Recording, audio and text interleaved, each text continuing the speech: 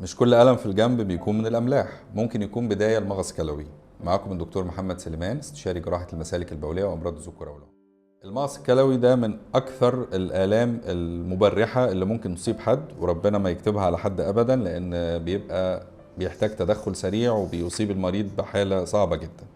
طب إيه سبب المغص الكلوي؟ السبب الأساسي للمغص الكلوي والمباشر هو تكون حصوات في الجهاز البولي. طيب ازاي بتتكون حصوات الجهاز البولي؟ بتتكون نتيجة ترسيب كمية كبيرة من الأملاح نتيجة إما انخفاض السوائل أو زيادة الأملاح. انخفاض السوائل معناه إن احنا ما بنشربش مية كويس، وخصوصا في الجو الحار زي الفترة اللي احنا فيها دلوقتي. ده بيقلل كمية السوائل الموجودة جوه الكلى، وبالتالي تركيز الأملاح الموجودة جوه الجهاز البولي بتزيد. الأملاح دي بتتبلور وتكون بلورات صغيرة بتتجمع في بعض تعمل حصوات. الحصوات دي ممكن يبقى حجمها صغير زي الرملاية أو أكبر شوية، ممكن توصل لحجم كرة البينج بونج أو أكبر.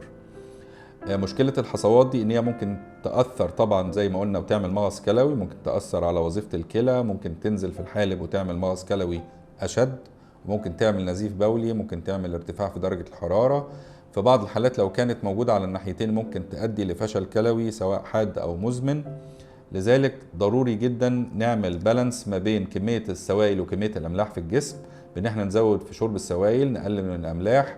ولو في عندنا قابلية لتكوين الحصوات لازم نتابع دايما مع دكتور مسالك من كل فترة للتانية طبقا لنصيحته.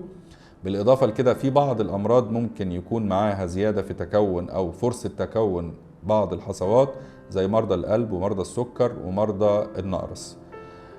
لو في عندك أي مشكلة من المشاكل دي أو عايز تكشف على نفسك وتتأكد إذا كان عندك مشكلة أو قابلية لتكون الحصوات أو في حصوات صغيرة وخايف تكبر، استشير دكتور مسالك. معاكم الدكتور محمد سليمان، استشاري جراحة المسالك البولية وأمراض الذكور.